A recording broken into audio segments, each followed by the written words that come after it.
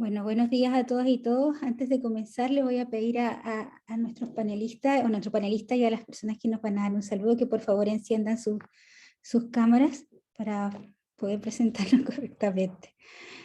Bueno, hola, buenos días a todos y todas. Yo soy Carolina Figueroa, soy presidenta de Fundación Emilia y estoy muy contenta de contar con su presencia en esta conferencia titulada La ciudadanía y el protagonismo infantil hacia un modelo de ciudad de las niñas y los niños, que dictará el maestro Francesco Tonucci. Para nosotros es muy relevante visualizar el mes de la seguridad vial infantil, porque la siniestralidad vial es la primera causa de muerte externa de niños y niñas entre 0 y 14 años. Y esta acción responde a una política pública ciudadana que busca garantizar el derecho humano a una movilidad segura. Queremos entregar un especial saludo a quienes han colaborado en la organización y patrocinio de esta conferencia. A Olga Casanova, académica del Departamento de Educación de la Universidad de los Lagos de la sede Chiloé, a Esmirna Olivares, directora de carrera de Educación Parvularia de la Universidad Adventista de Chile, a Pamela Díaz, directora de carrera de Educación Parvularia en la Universidad de Playa Ancha, a Marcela Petrucci, jefa de carrera de Educación Parvularia en la Universidad de Tarapacá, a Leonor Cerda, directora de la Escuela de Educación Parvularia en la Universidad de las Américas, Liliana Pizarro, jefa de carrera de Pedagogía en Educación Parvularia de la Universidad de Antofagasta, Constanza Cortés, jefa de carrera de Pedagogía en Educación Parvularia de la Universidad O'Higgins, Karina Villarroel, directora del Magíster en Educación Inicial de la Universidad Andrés Bello, Paulina Seituno, directora de carrera de Pedagogía en Educación Parvularia de la sede de Viña del Mar de la Universidad Andrés Bello, y María Gabriela Huidobro, la decana de la Facultad de Ciencias Sociales y Humanidades de la Universidad Andrés Bello. Como ven, es una cantidad bastante increíble de universidades que se han plegado a esta iniciativa que nos tiene reunidos hoy, así que estamos muy agradecidos con todo el apoyo y el patrocinio que nos han brindado. Además, saludamos cordialmente al señor Eduardo Berioni, primer secretario de la Embajada de Italia en Chile, que hoy día nos acompaña, y a la alcaldesa de Villa Alemana, Javiera Toledo, que está muy comprometida con todas estas temáticas. Para iniciar entonces vamos a ceder la palabra a Mónica Morales, vicepresidenta ejecutiva subrogante de Junji, que nos va a entregar un saludo. Mónica, la palabra es tuya. Sí, muchas gracias. Buenos días a todas y a todas las autoridades, a nuestra subsecretaria de Educación Parvularia, que también la veo, a nuestros panelistas, invitados. Y la verdad es que solamente dar las gracias por la invitación y contarles que como institución Junji nosotros tenemos un tremendo compromiso ya en todo lo que tiene que ver con la educación vial, y que en el fondo se enfoca en educar en la prevención de riesgo para niños y niñas, porque niños menores de 6 años son muy inquietos, muy curiosos, y por lo tanto debemos educar, ¿cierto?, el autocuidado principalmente, pero también a cuidarnos entre nosotros mismos y a cuidarse también entre pares.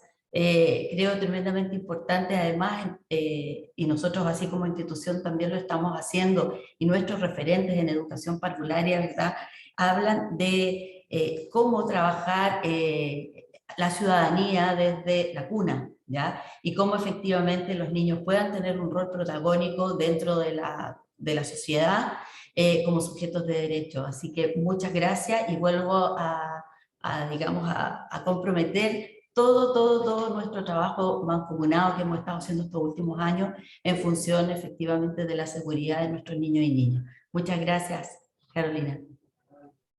Muchas gracias, Mónica. Siguiendo con la programación, entregamos la palabra a Priscila Carrasco, jefa del programa Apoyo a Víctimas de la Subsecretaría de Prevención del Delito, dependiente del Ministerio del Interior, que nos entregará un saludo, y también agradecer su presencia porque este programa en particular ha sido un gran aliado de Fundación Emilia durante años. Priscila, por favor. Gracias, Carolina. Bueno, saludarlos a todos y todas, especialmente a nuestro conferencista, ¿cierto?, a todos quienes se están sumando desde distintas universidades del país. Para nosotros es muy importante formar parte de estas instancias, de estos espacios. Creemos que justamente la articulación entre instituciones que somos parte del Estado, espacios académicos, organizaciones de la sociedad civil, en esa articulación virtuosa, vamos a poder trabajar por una ciudad mucho más amigable, que visibilice a nuestros niños y niñas, que sea accesible para todos y todas, y por cierto que nos permita hacer carne el ejercicio de derechos y ver a los niños y a las niñas como efectivamente sujetos de derecho.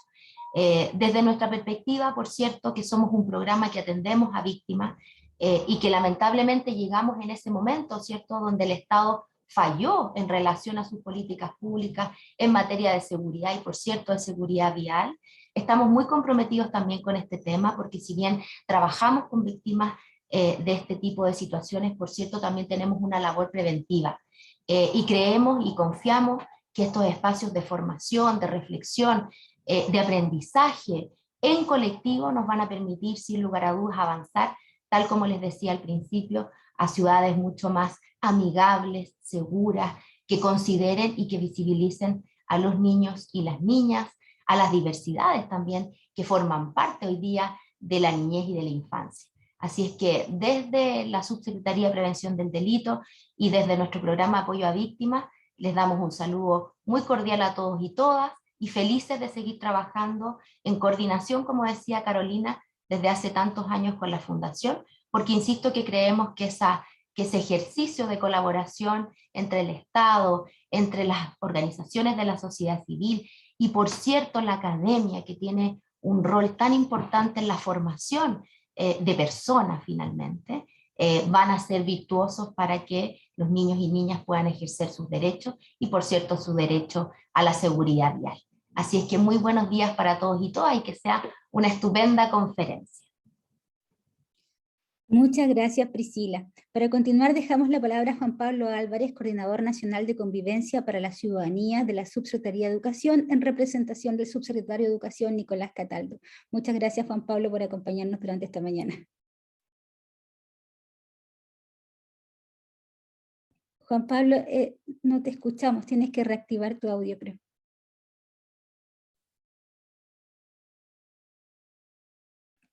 No te escuchamos.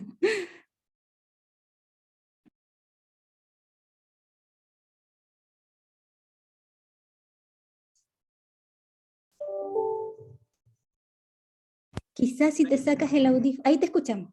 Sí, perfecto. Disculpen.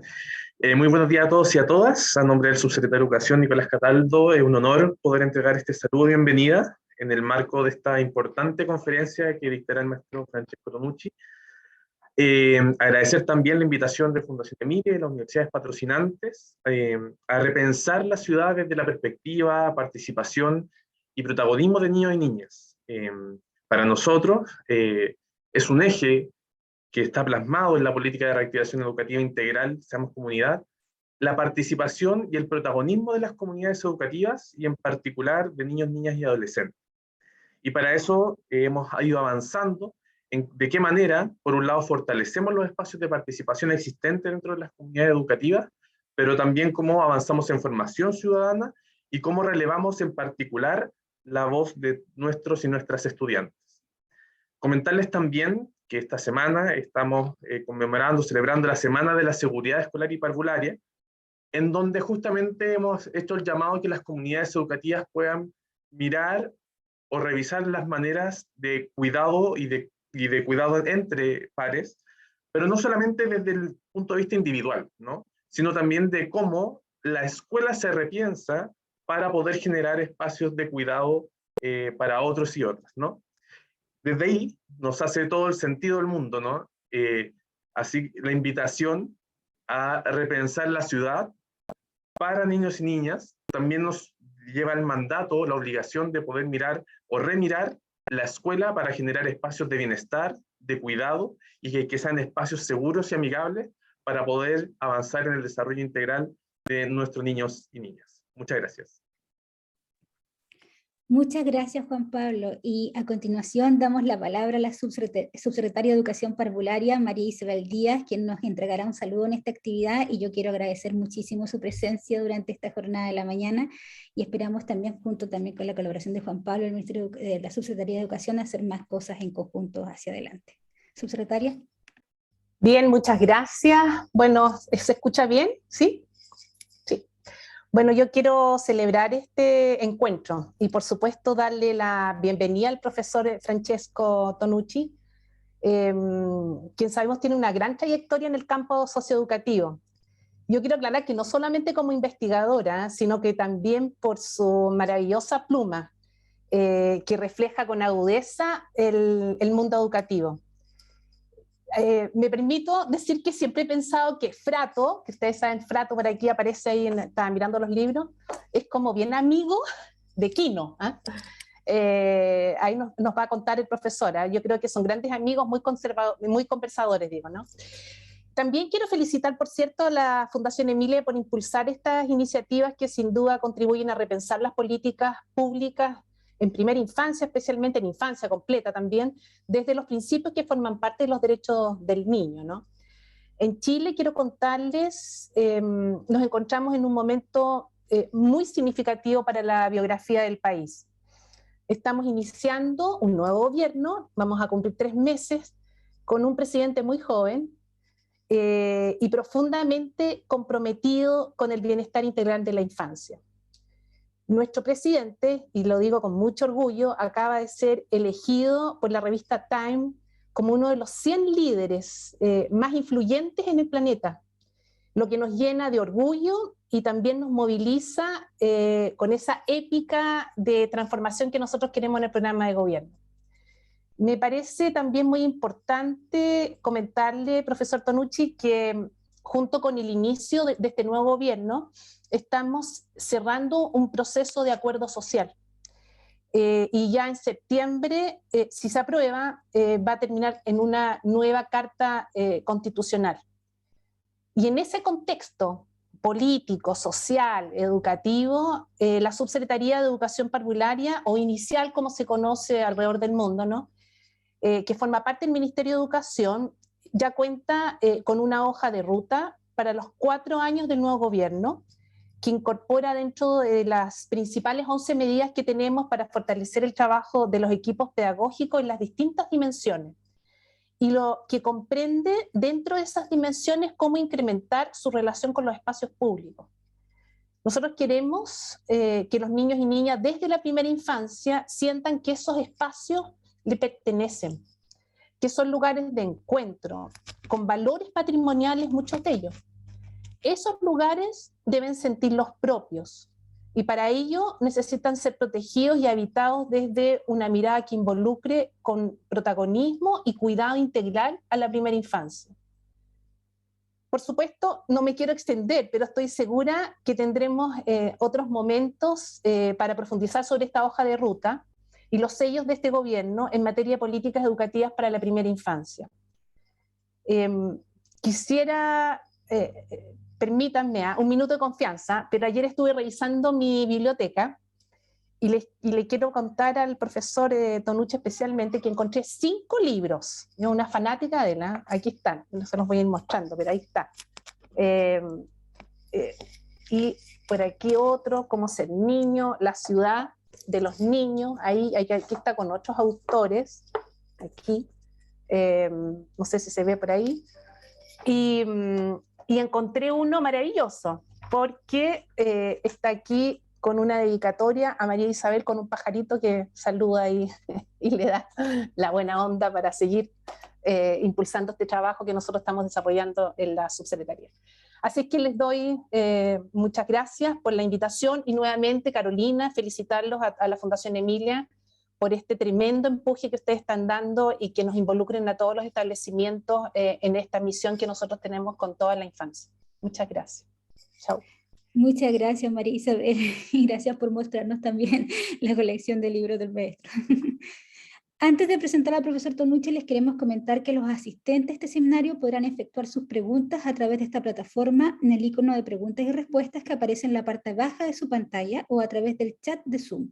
Estas preguntas serán consolidadas y transmitidas al expositor al final de su conferencia, en el espacio previsto en el programa de este seminario. Sin más, voy a presentar entonces a nuestro gran expositor. El maestro Francesco Tonucci es un reconocido psicopedagogo e investigador asociado del Instituto de Ciencias y Tecnologías de la Cognición del Consejo Nacional de Investigaciones de Italia. Ha dedicado gran parte de su vida profesional a realizar investigaciones vinculadas al desarrollo del niño, analizando su pensamiento, su interacción con el mundo, sus capacidades, sus necesidades y sus demandas educativas. Es el creador y responsable del proyecto internacional La Ciudad de los Niños y las Niñas, que se desarrolla en Italia, España y 9 países de América Latina. Yo creo que sin más preámbulo, dejo con ustedes al maestro Francesco Tonucci, y muchas gracias nuevamente, maestro, por participar en esta actividad y compartir con nosotros durante esta mañana. La pantalla y el audio es todo suyo. Muchas gracias Carolina, muchas gracias a la Fundación Emilia por esta invitación y muchas gracias a vosotros y a los que me llevaron los saludos y recuerdos, mis libros, gracias por todo y un saludo que espero un día pronto pueda llevar personalmente a Gabriel Boric, que seguí en su primer encuentro público, discurso público, sorprendiéndome que los primeros que citó agradeciendo por su elección fueron los niños. No es normal. Es un signo muy bueno, que no significa todo, pero es una buena premisa. Y bueno, antes de entrar en el tema, que como se recordaba es la ciudadanía y el protagonismo infantil hacia un modelo de ciudad de las niñas y de los niños, quiero poner un pensamiento a Emilia, a esta niña, que representa una vergüenza no solo de vuestro país, sino de todos los países, especialmente los más desarrollados. Que los accidentes sean la primera causa de muerte en vuestro país hasta los 14 años. Nosotros somos apenas un poco mejores, porque hasta los 16 años. O peores, decía, peores, sí. Es una vergüenza. No es aceptable que países desarrollados, civiles, que suscribieron, ratificaron la Convención de los Derechos del Niño, soporten este argumento, este dado de tener los accidentes como primera causa de muerte para niños. Y esto lo digo antes de entrar en el tema, porque se refiere a un derecho muy importante, que es el derecho a la movilidad. Si queréis, podemos llamarlo el derecho al paseo. ¿Qué hacen nuestras ciudades frente a esta reivindicación de los ciudadanos? Dicen, bueno, lo vamos a arreglar y creamos calles peatonales, que traducido significa, si quieres pasear, toma tu auto, te vas hasta cerca de una calle peatonal y allí puedes pasear como quieres. No es este el derecho. El derecho que yo tengo como ciudadano y como ciudadano viejo es de salir de mi casa y pasear allí y donde quiero, porque es mi ciudad. Y ese derecho lo tienen todos los ciudadanos. Y me gusta citar una ciudad española que hace parte de nuestra red internacional y española, que se llama Pontevedra.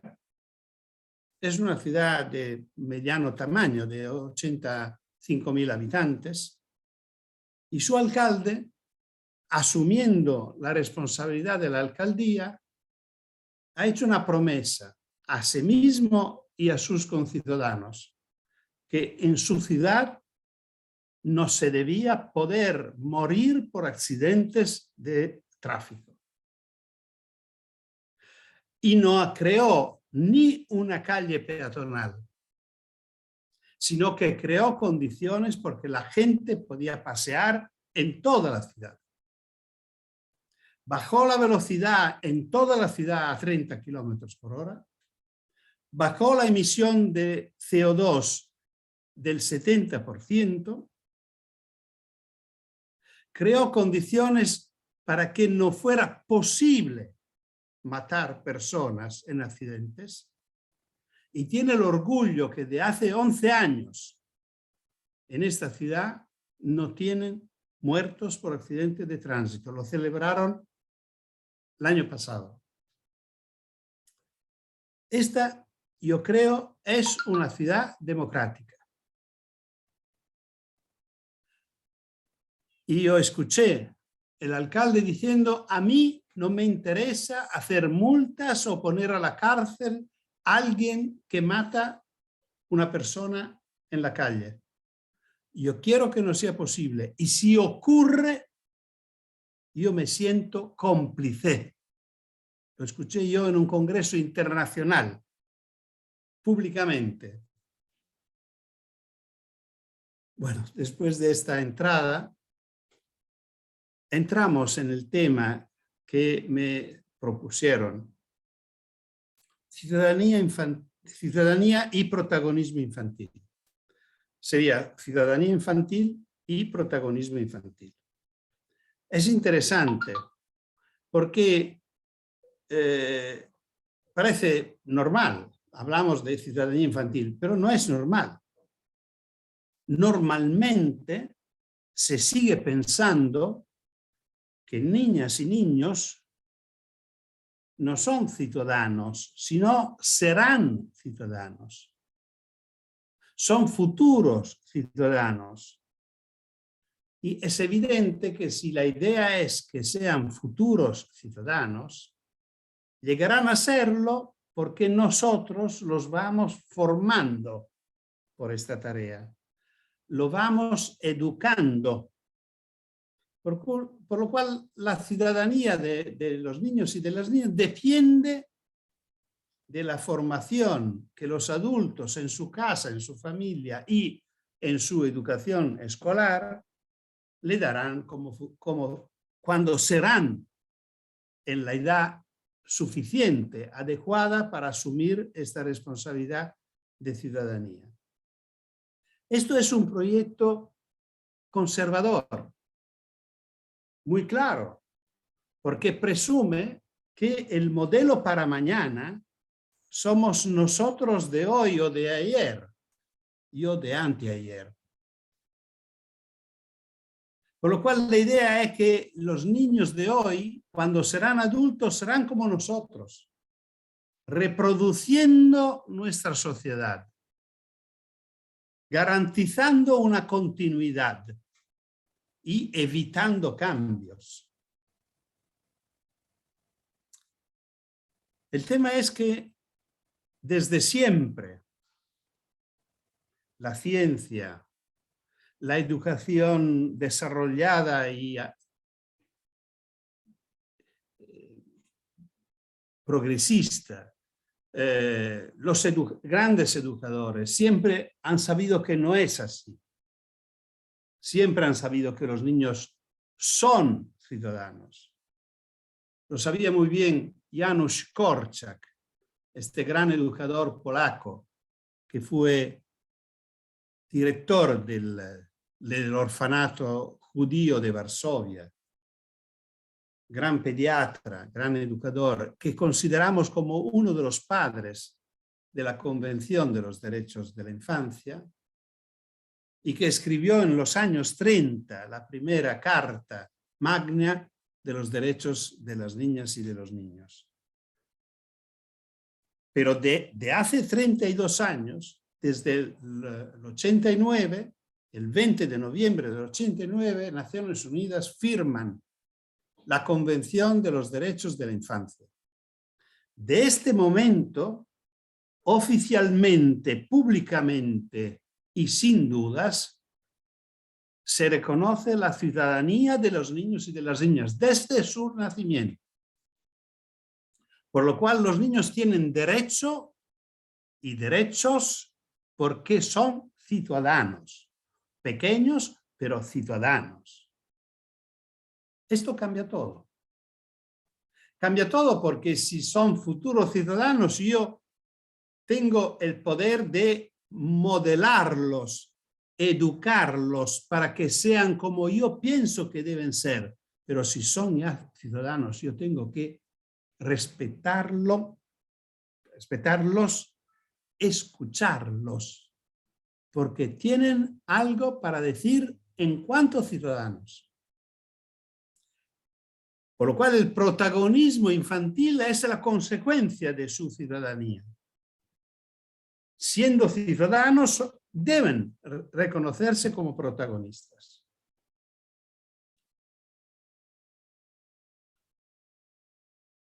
Uno puede pensar, bueno, serán protagonistas entre pares, entendiendo, entre los otros ciudadanos. Bueno, como muchas veces ocurre, la convención dice algo más. Dice que los niños son un poco más ciudadanos que los demás. Muchas veces los adultos, cuando hablan de los niños, exageran, prometen demasiado que no corresponde después a lo que cumplen. Y esto es muy grave.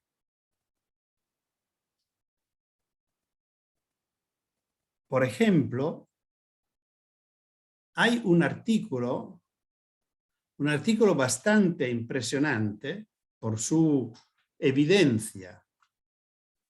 Es el artículo 3. El artículo 3 dice que en todos los asuntos el interés del niño hay que considerarse superior. Como se ve, no se considera que los niños son ciudadanos igualmente a los demás ciudadanos, sino un poco más. Porque cualquier conflicto existe entre los derechos del niño y otros, que me imagino sean adultos, debe prevalecer los de los niños. Una afirmación poderosa y falsa, porque esto no ocurre casi nunca. Un ejemplo entre muchos. La lactancia maternal, como me imagino que todos sabemos y sabéis, es una de las experiencias más importantes de toda la vida. No es solo la mejor alimentación en los primeros días, semanas, meses y posiblemente años de vida, sino que es una base fundamental para construir las bases de la vida. Bueno, esta experiencia tan importante y tan evidente en todo el mundo científico no termina cuando termina el interés superior del niño como debería, como dice la ley. Termina cuando lo indica el contrato de trabajo de su mamá. Este contrato es ilegal. Vosotros estáis escribiendo nueva constitución. Yo espero que podéis saber la posibilidad, el interés, el nivel cultural suficiente que no dudo que tenéis para escribir una constitución después de la Convención de los Derechos del Niño. Creo que no hay. Donde se indique cómo es posible respetar, por ejemplo, este artículo 3.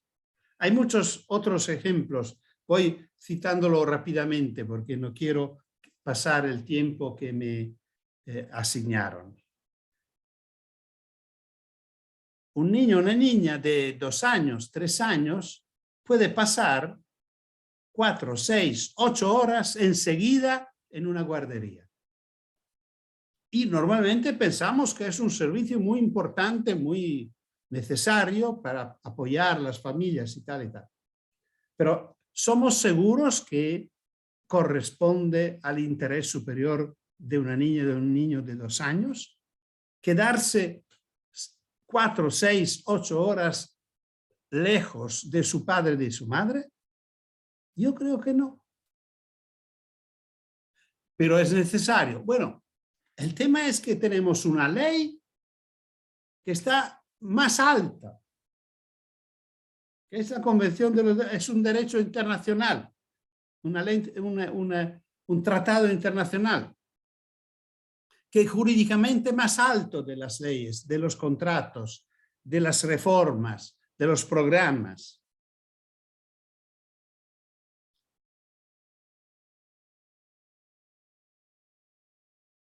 Hay otro artículo que tiene mucho que ver con el protagonismo infantil. Es el artículo 12. El artículo 12 dice que los niños tienen derecho a expresar su opinión cada vez que se tomen decisiones que los afectan. Y sigue diciendo que hay que tener en cuenta las opiniones de los niños. Esto siempre, y creo que no ocurre nunca. Debería ocurrir en la familia, debería ocurrir en la escuela y en la ciudad. Debería ocurrir en los hospitales, debería ocurrir en los orfanatos, debería ocurrir en todos los lugares donde viven niños y especialmente donde viven con dificultad. Escuchar su punto de vista, tener en cuenta de lo que piensan niñas y niños. Desde siempre. No hay una edad en la cual empieza este derecho. Para nosotros no siempre es fácil entender lo que piensan los niños, pero los niños son siempre capaces de expresarlo. Tenemos que aprender a escuchar a los niños. Y entramos en otro tema, que es el tema específico y típico de la Fundación Emilia, el tema de la seguridad. Hoy en día se está interpretando el tema de la seguridad urbana, conjugándolo con la reducción y desaparición de la autonomía de los niños. Es decir, se considera que como la ciudad es tan peligrosa, que la primera causa de muerte hasta los 14 años son los accidentes de tránsito, no dejamos salir los niños de casa. Si salen, salen con nosotros.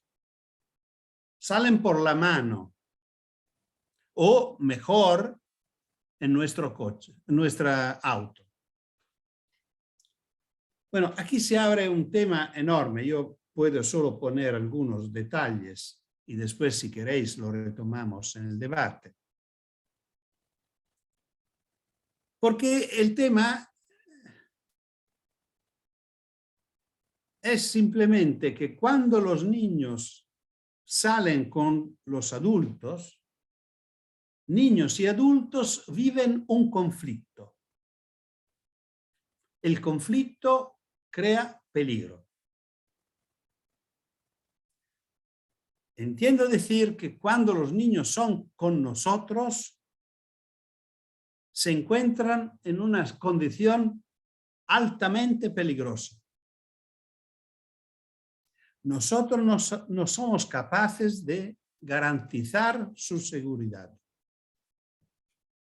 Es interesante cómo lo describe el Principito en un pasaje que imagino que todos conocéis, cuando el Principito encuentra a este señor que había inventado píldoras con las cuales se podía ahorrar tiempo. Y dice, mira que con esta píldora tú puedes ahorrar hasta 53 minutos en un día.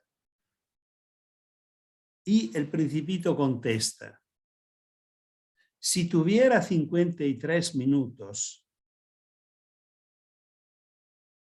iría lentamente hacia una fuente. Iría lentamente, no, ni dice que quiere llegar a la fuente. 53 minutos son casi una hora. No sabemos cuánto era lejos esta fuente, pero me imagino que sea una fuente que ya el niño podía ver, el Principito podía ver y decir, en esta fuente. ¿Qué significa esto? Significa que para los niños lo importante es el viaje. Ir. Salir para ir, no para llegar. Y todo es importante a lo largo del viaje, lo que ocurre, lo que se encuentra. Por esto a los niños les gusta pararse, recoger porquerías, ponérsela en el bolsillo, pararse frente a un escaparate, a una vidriera y pasar tiempo, perder tiempo. Nosotros los adultos manejamos el tiempo exactamente al contrario. Nosotros salimos de casa el tiempo justo que sabemos necesitamos para llegar allí donde queremos ir. Lo importante es que no ocurra nada en el recorrido, por lo cual nosotros salimos para que no ocurra nada. El niño sale para aprovechar de todo lo que ocurre. Ahora, se entiende muy bien que estas dos personas, esta experiencia del viaje, lo viven como un conflicto.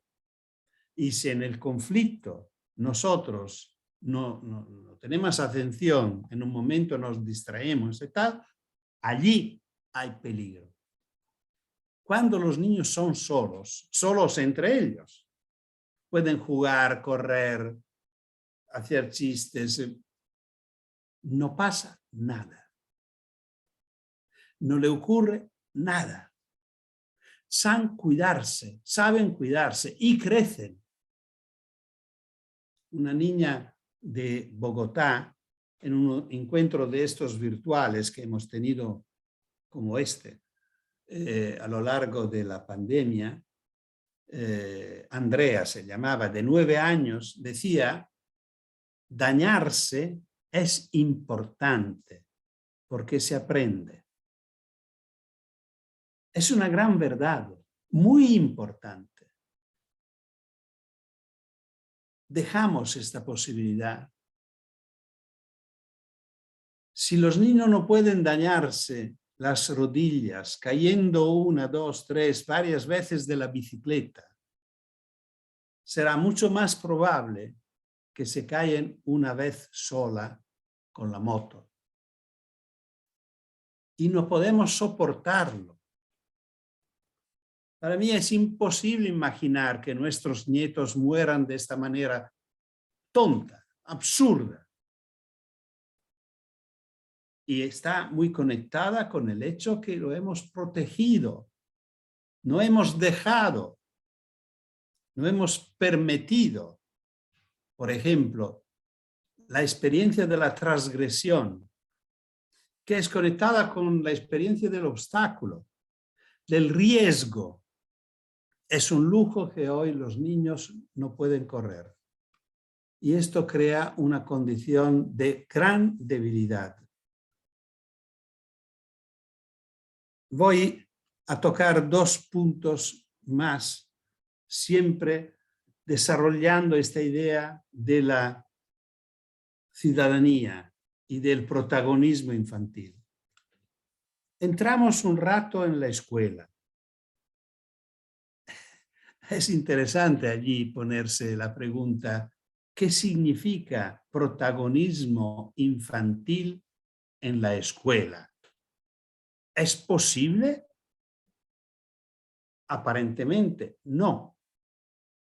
Si nosotros seguimos encontrando aulas con pupitres en línea, que todos miran hacia la mesa del maestro y el maestro mira a todos los alumnos y me imagino que quien me escucha dice que quiere decir este señor. Es obvio que así debe ser, porque el maestro cuando explica, cuando da clase, es importante que vea a todos los alumnos y todos los alumnos puedan escucharlo, porque mañana tendrán que repetir lo que el maestro ha dicho.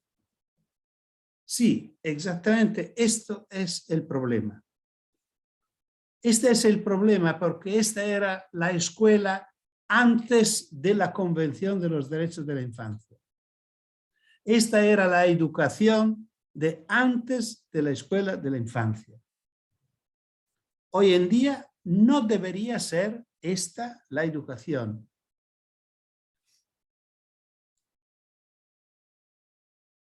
El protagonismo de la educación no debería ser del maestro. Porque claro que si la aula está puesta en esta manera, todos los niños mirando hacia el maestro hablando junto a todos los niños, enviando el mismo mensaje a todos, y mañana cada uno tiene que repetirlo, el mismo mensaje, así como el maestro lo pasó. El protagonista es el maestro. Los niños tienen que escuchar al maestro y repetir lo que el maestro ha dicho. Y si lo hacen bien, reciben una nota positiva. ¿Por qué digo que esto era la escuela de antes? O debería ser la escuela de antes. Porque hay un artículo, o mejor, hay dos artículos que se dedican a la educación. El 28 habla de la educación formal, que sería la escuela. Y me interesa solo citar que la motivación por la cual los estados que ratificaron la convención tienen una escuela pública, la motivación, es crear condiciones de iguales oportunidades. Todas nuestras constituciones democráticas prevén un artículo que dice todos los ciudadanos son iguales, que es mentira. Los ciudadanos lamentablemente no son iguales, no somos iguales. Por esto nuestras constituciones siguen diciendo que el papel de la República, del Estado, será remover los obstáculos que se oponen a la igualdad. Por esto la Convención, en el artículo 28, dice que los estados realizan una escuela pública, gratuita, para todos, para conseguir condiciones de igualdad de oportunidades. Para conseguirlo. En el artículo 29, que es más en general sobre educación, por lo cual involucra también la familia, también el Estado, y naturalmente la escuela, el artículo 29 en 2 líneas describe la finalidad de la educación y dice: los estados convienen en que la educación del niño deberá estar encaminada a desarrollar la personalidad, las aptitudes y la capacidad mental y física del niño hasta el máximo de sus posibilidades. Punto. Esta debe ser la educación. Esta debe ser el objetivo de la familia, de la escuela, de la sociedad. Como se nota, el protagonismo pasa desde el docente a los niños, porque el objetivo es desarrollar la personalidad, que sería lo que está dentro de cada uno. El educador es una persona que ayuda a sacar fuera su personalidad, a encontrar su personalidad, a reconocer sus actitudes, sus vocaciones, para desarrollarlas hasta el máximo de sus posibilidades. no es por una escuela mediocre, no es por una escuela de la suficiencia, el 6 en todas las disciplinas, no es este. Es una educación por la excelencia. Cada uno de nuestros hijos, nietos, alumnos debe ser el mejor. Sentirse realizado, porque allí puede ser protagonista mañana de su edad adulta y ser feliz. Esto. Y es evidente que el excelente, el mejor, no puede serlo en todas las disciplinas. Lo será en una, la suya, que puede ser matemática, que puede ser lengua, pero puede ser baile, puede ser mecánica, puede ser canto, puede ser investigación, puede ser cuidado de animales. Papel de la educación es ayudarlo a encontrarse.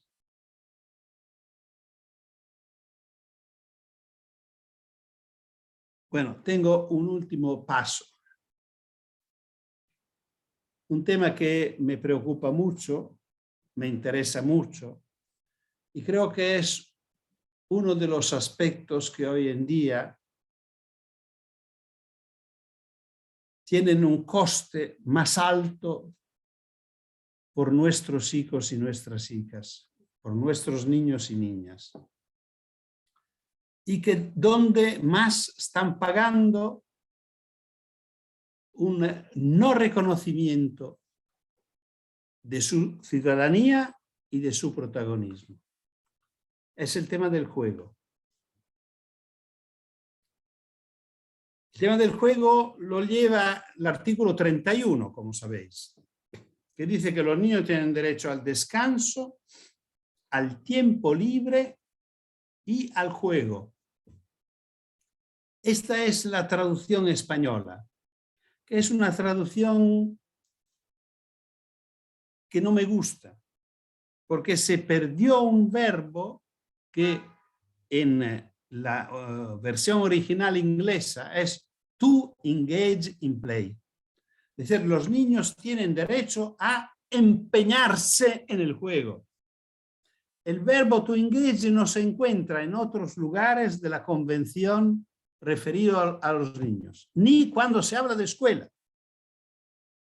Me gusta pensar que esto es porque los que escribieron la convención estaban convencidas, como yo no tengo dudas, yo estoy totalmente convencido, que el juego es el derecho más importante de los niños y de las niñas, porque es la experiencia más importante de la vida. Es jugando que los niños crean las bases, los cimientos sobre los cuales se va a construir a lo largo de toda la vida. ¿Y qué significa jugar? No lo sé. O mejor, lo sé muy bien si pienso a mi infancia. Pero no lo sé porque no quiero saberlo para lo que interesa a los niños de hoy. Solo los niños lo saben.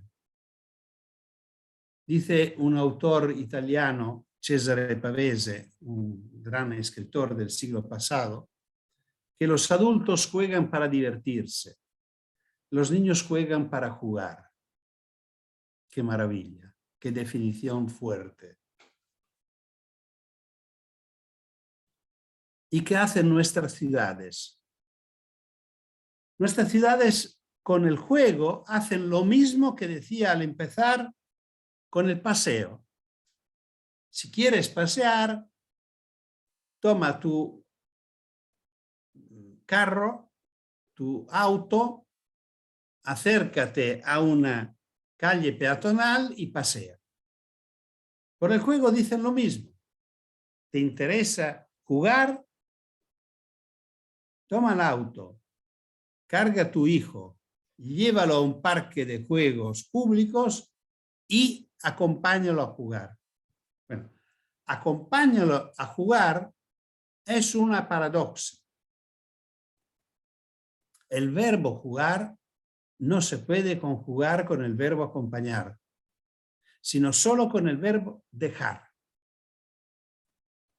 Una ciudad de los niños y de las niñas, que es simplemente una ciudad, una manera distinta de decir una ciudad democrática, es una ciudad que no se ocupa del juego de los niños, sino porque lo hace posible. Invita a los niños a salir de casa sin adultos y a jugar donde quieren y como quieren. Es evidente que la familia tiene derecho, o a lo mejor deber, de poner algunas normas. Bueno, esto es seguro. Pero los niños pueden forzar estas normas. La transgresión es prohibida, pero es posible. Es muy importante esto. Pero si lo llevamos por la mano, si lo acompañamos, ni es posible. Y por lo cual no se aprende. Así como no es posible dañarse y no se aprende. Por lo cual el juego tiene este elemento de protagonismo al máximo nivel.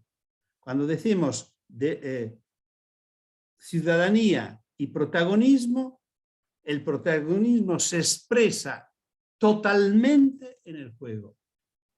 Del juego deben ser protagonistas los niños. Vosotros podéis pedirme, pero no podemos jugar con nuestros hijos. Sí que podemos, pero no es suficiente. La recomendación es que lo hagamos solo si es divertido para nosotros, no que sea un deber, no que sea cumplir con algo. Pero también si es divertido, también si lo hacemos con gusto, esto no satisfecha, no soluciona el tema del derecho al juego de los niños y de las niñas.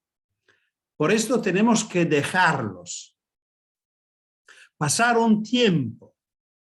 Y esto crea, y termino con estas últimas notas, responsabilidades muy importantes para la familia, la escuela y la ciudad.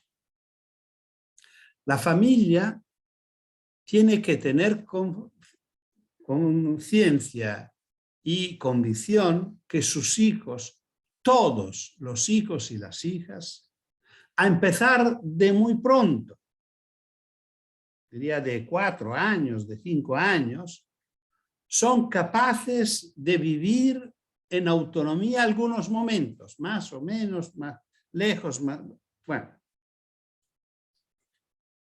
Nosotros proponemos, por ejemplo, que desde los 6 años los niños vayan a la escuela sin adultos, con sus compañeros, y que por la tarde salgan de nuevo para jugar. Y que la familia le diga, te quiero tanto que te dejo. Tengo confianza contigo y puedes salir. Y cuando vuelves me gustaría que me contaras lo que ha pasado. Y cuando vuelve tu hija o tu hijo, si lo ha vivido bien, que significa que es bastante sudado y sucio o sucia, probablemente no te podrá contar todo lo que ha pasado, como hemos hecho nosotros en su tiempo. Pero esto es muy importante. La familia tiene que reconocer la capacidad que tienen niños y niñas de portarse bien sin un adulto al lado. Deben reconocer que es más importante que tengan un tiempo todos los días para vivir en autonomía que hacer tantos cursillos de lenguas, de artes, de deporte por la tarde. el mejor deporte es el juego libre. Esto lo dicen nuestros colegas y amigos pediatras. Y hoy en día los niños están pasando peligros muy graves por falta de experiencias libres de juego, de descarga de energías. Es una responsabilidad de la escuela. La escuela no puede ocupar el tiempo de la tarde. La escuela no puede dar tareas. Sobre esto podemos discutir como queréis. Yo no tengo dudas, ni de un punto de vista pedagógico, no son útiles, no tienen ninguna utilidad. Lo único resultado que siempre consiguen es aburrir a los niños, molestar a los niños. Y esto no es un elemento que ayuda al aprendizaje. La escuela no puede ocupar el tiempo fuera de su tiempo, porque si no, el tiempo del juego no existe. Ya la escuela ocupa más que mediodía. El tiempo de la tarde, el tiempo del fin de semana, el tiempo de las vacaciones son tiempos de los niños. Y la ciudad. Termino con esta nota que es la más rara, aparentemente. Nosotros hoy pedimos a las ciudades de nuestra red internacional, ciudades de las niñas y de los niños, no que aumenten los espacios de juego públicos, no que lo hagan inclusivos como se acostumbra mucho hoy en día, que significa que todos los niños tengan un espacio de juego público cerca de casa con sus columpios y toboganes o otra cosa, y que los juegos sean inclusivos, que significa adecuados también para niños discapacitados. No es esto, es el contrario. Una ciudad de los niños no tiene espacios de juego para niños, porque ofrece a los niños, así como a todos los ciudadanos, el derecho de aprovechar del espacio público. Esto significa recuperar el espacio público, devolver el espacio público a la gente, sacarlo a los autos que hoy en día lo dominan. Una ciudad donde hay niños que juegan en la calle es una ciudad mejor y más segura. Nosotros no dejamos salir los niños a la calle porque pensamos que la calle es peligrosa. Yo estoy profundamente convencido que la ciudad es peligrosa porque no hay niños en la calle. Muchas gracias. Muchas gracias, maestro. Yo creo que estaríamos viendo muchísimo toda esa intervención. Antes de realizar, ¿me escucha? Sí. Antes de realizar las preguntas, quiero saludar a una cantidad de jardines infantiles que lo han estado escuchando: el Jardín Principito Constitución, las Rosas de Linares, los Rabuquitos de Hijuela, las Rosas Arte Ilusión del Maule, Remolinos de Gualañé, Tanama de Puerto Williams. Nos están viendo literalmente de Arica a Magallanes en este momento. También a la Fundación Aprojunji, a la Asociación de Funcionarios de la Subsecretaría de Educación Parvularia que nos acompañan, y a todas las universidades donde hay alumnas en este momento conectadas, que son la de Temuco, Serena, Tarapacá, Antofagasta, Los Lagos, la UNCE, la UNAP, la UNAC Chillán, la UPLA, la Universidad de Viña del Mar, las Américas, la Universidad Central, la Universidad de Magallanes, la Diego Portales, la Alberto Hurtado, y también desde fuera del país, a México, Alma Chávez, que nos está viendo, de la Asociación de Víctimas de Violencia Vial, y en Argentina a Emma Ciboti, y bueno, y también a nuestra querida alcaldesa Javiera Toledo Villalemana, que tengo la fe que quiera adherir a esta idea de la ciudad de los niños y niñas que usted está proponiendo, así que ojalá la Javiera ahí se entusiasme y podamos hacer contacto con ustedes. Dentro de eso hemos recibido una cantidad de preguntas bastante grande, así que vamos a tratar de resumir. Algunas se engloban unas a otras, así que vamos viendo. Vamos, entonces dice, ¿qué recomendaciones le puede entregar a las universidades de formación inicial en educación de párvulo del cómo insertar esta mirada sobre niños y niñas en función de la formación ciudadana? Después tenemos una de Daniela Puentes que dice cuáles son las tensiones y desafíos que aparecen en la formación de educadoras y educadores sobre el protagonismo infantil. Después por ahí otra de Benjamín Silva, ¿qué rol y significado le dan la ciudad de los niños a las organizaciones de la sociedad civil, como promovedoras del derecho de niñas y niños a una movilidad segura en este caso? Y ¿cuáles son los primeros pasos factibles para realizar una política pública para que los niños y niñas ejerzan de manera real su ciudadanía y no quede simplemente en el discurso, como muchas veces pasa, que la gente adhiere, pero se queda más bien en términos de discurso? Perdona, como esta última no la entendí ¿Cómo bien. pasar de un discurso a la práctica? Efectivamente, cómo comprometer las acciones de forma práctica en esta construcción de una sociedad, una ciudad de niños y niñas. Propongo que de pararnos aquí. Ahí, y no, después sí, son muchas hacemos más, así que vamos a parar aquí porque algunas se engloban unas a otras. Así que adelante. Sí, no, después podemos seguir. El tema de la formación y de la universidad es evidentemente un tema básico. Es decir, nuestros países normalmente, me refiero a los que conozco directamente, como Italia, España, Argentina y tal, tienen una legislación escolar buena. Y sería difícil tener el contrario, porque, repito, como son todos países que ratificaron la convención, esto del artículo 29 que yo leí, no puede ser que los países que ratifican la convención tengan una legislación escolar en contra de lo que yo leí en el artículo 29. Porque el artículo 4 de la Convención de los Derechos de la Infancia lo dice muy claro, que los estados que ratifican la convención, la convención los llama los estados partes, que significa que hacen parte de la convención, tienen que ajustar su legislación interna si es en contradicción con los temas de la convención. Esto significa que las normas, las leyes, los reglamentos, las reformas educativas que tenemos no pueden ser en contradicción con lo que yo leí en el artículo 29. ¿Cuál es el problema? El problema son los maestros.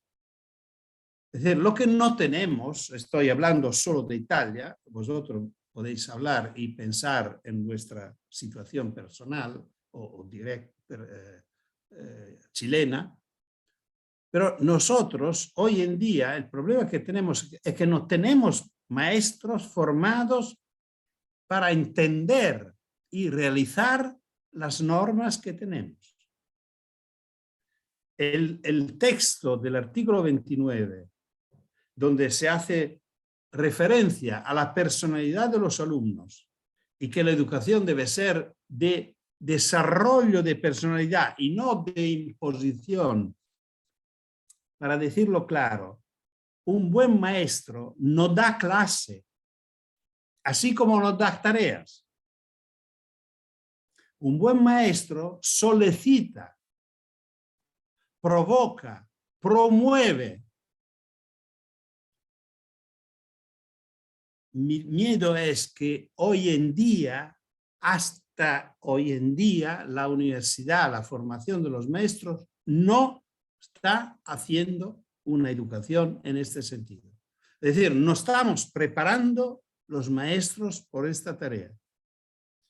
Seguimos preparando los maestros para dar clases, para ser protagonistas.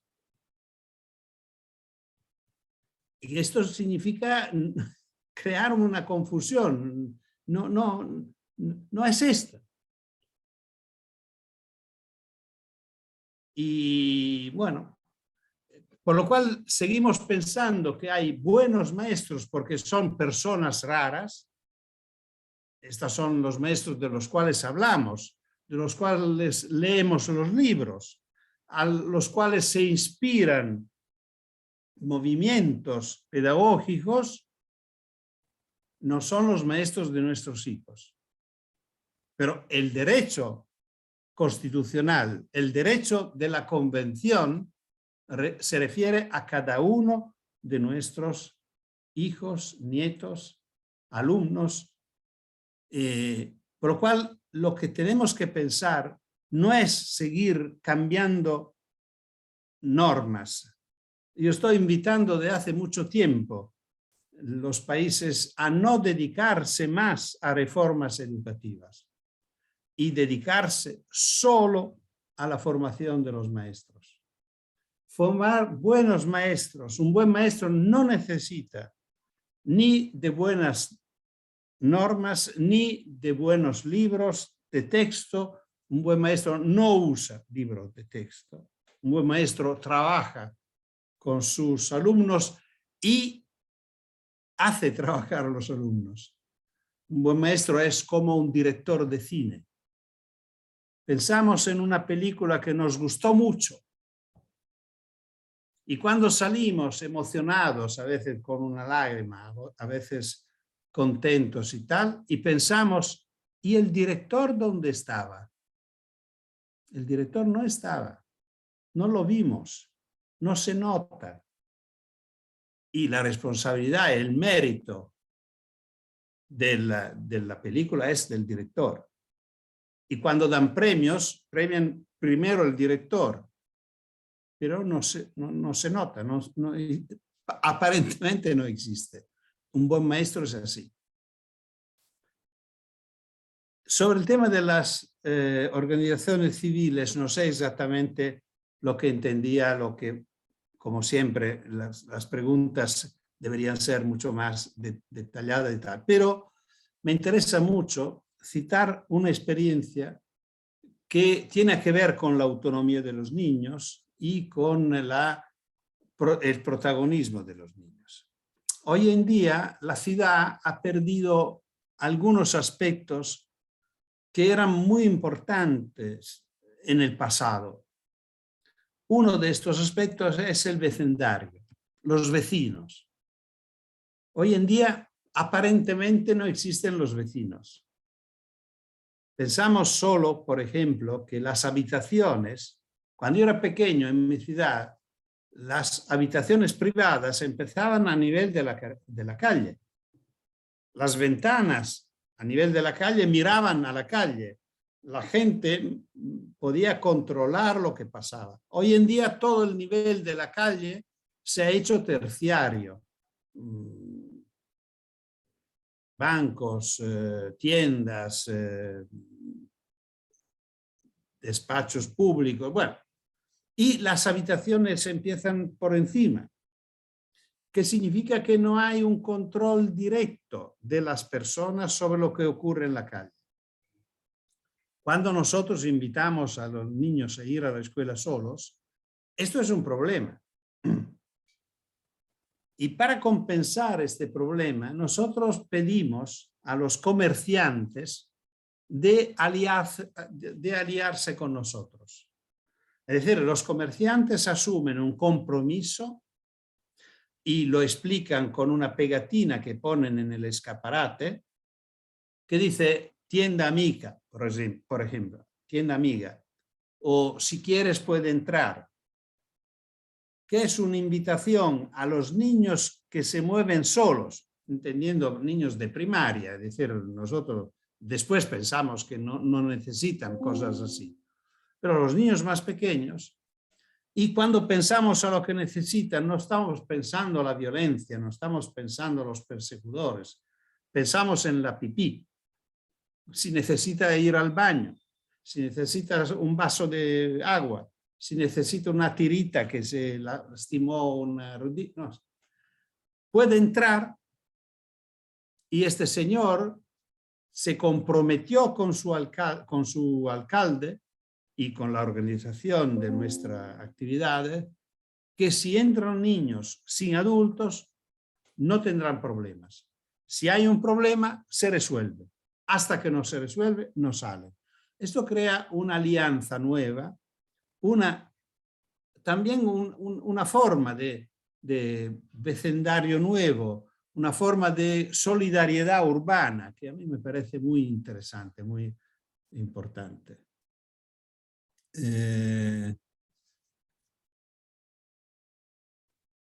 Ahora, la tercera, que discurso, práctica, no recuerdo bien cuál era el tema. ¿Cómo podemos, no, está bien, cómo podemos pasar de un discurso propositivo a la práctica? ¿Cuáles serían los primeros pasos para pasar de un discurso a la práctica? Bueno, aquí tenemos que pedir que las distintas entidades involucradas hagan, no que discuten. Es decir, lo decía al final, es un compromiso que al cual pedimos que se adhieren las familias, la escuela, la ciudad. Hay que hacer cosas. Hacer cosas significa poner los niños en condiciones de. Es interesante notar, por ejemplo, que para poner en práctica estas propuestas no necesitamos recursos económicos o necesitamos muy pocos. Los espacios de juego para niños en la ciudad cuestan muchísimo, porque para ser aprobados necesitan pasar exámenes muy severos. Y estos juegos cuestan mucho porque tienen que pasar por muchos controles. Y por otro lado, sufren una continua violación, vandalismo, porque son espacios raros que se usan muy poco. No importa si son llenos o vacíos, es que si son llenos por 3, 4 horas en el día. Normalmente son espacios donde encontramos niños en la tarde, pocas horas de la tarde. Por todo el resto son vacíos, inútiles. Y como todos los espacios vacíos e inútiles, lo aprovechan personas que tienen tiempo para perder. Pueden ser jóvenes, pueden ser personas sin una lógica muy clara, por lo cual se divierten a ensuciarlo, a romper. Y como son lugares con mucho control social, el ayuntamiento tiene que correr a arreglarlo, porque si un columpio es mal puesto, hay una responsabilidad penal del mismo alcalde o de los funcionarios. Por lo cual son espacios frágiles, mientras que el espacio público tiene un control mucho menor, muy distinto. Por lo cual, no estoy diciendo que la ciudad debe renunciar a espacios sociales, al contrario. Todos los que puede que sean espacios sociales, pero que sean espacios para todos. Es muy interesante, por ejemplo, notar que estos espacios para niños son siempre rigurosamente horizontales. Y no sé si lo habéis nunca pensado. ¿Por qué? ¿Es que a los niños les gusta estar en el llano? Parece que no. Es que es más fácil el control. Como el adulto es más alto, si está de pie, puede controlar dónde está su hijo. Es que un lugar que como su preocupación más fuerte es el control, no puede ser un espacio de juego. Por ejemplo, espacios con movimiento de tierra, con matorrales, con plantas, donde se pueda trepar eventualmente. O matorrales, una niña decía, ponéis matorrales para que podamos besarnos a escondida. Todo este tema, por ejemplo, de la intimidad del juego.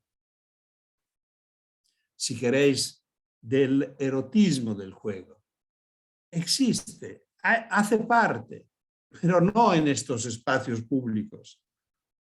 Y por lo cual yo creo que pasar a la práctica es mucho más fácil de lo que se piensa.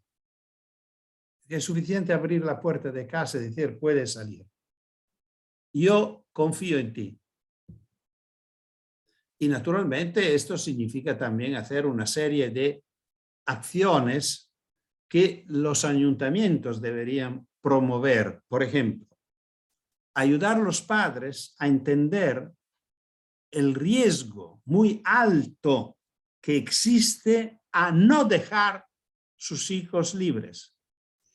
Que los pediatras ayuden los adultos, los padres, a entender, por ejemplo, qué significa el riesgo de la obesidad infantil, qué riesgo es disturbios de atención, cuál es el problema de entrenarse en los obstáculos, aprender a crear formas de defensa frente a un obstáculo, mejor que no encontrarlo nunca. Nuestros hijos hoy arriesgan de llegar a la adolescencia sin encontrarse con dificultades, porque siempre lo hemos tenido por la mano. Y en la adolescencia van a arriesgar mucho más, mucho más. Bueno, paro aquí. Muchas gracias, maestro. De verdad que ha sido una mañana muy fructífera y muy realmente promisoria para nosotros. Quiero agradecer antes de terminar también a Estela Ortiz, que nos acompañaba de la Fundación Horizonte Ciudadano, y a Anaí, que nos acompañaba de la Universidad de Magallanes, que creo que también hay un referente. Hola, ahí. Anaí. Así un saludo a Anaí. Así que eso. Y le voy a invitar a Mónica a que prenda su cámara y también a agradecerle muchísimo de verdad esta conferencia y toda esta actividad durante la mañana. Agradecemos a todos la presencia y la participación que han tenido en esta actividad de Fundación Emilia en el mes de la seguridad infantil, y esperamos encontrarnos nuevamente en un futuro próximo. Muchas gracias a todos y todas y nos veremos nuevamente. Muchas gracias, maestro. Un aplauso solitario mío, pero muchas gracias. Eso. Mío también a vosotros. Adiós. Adiós.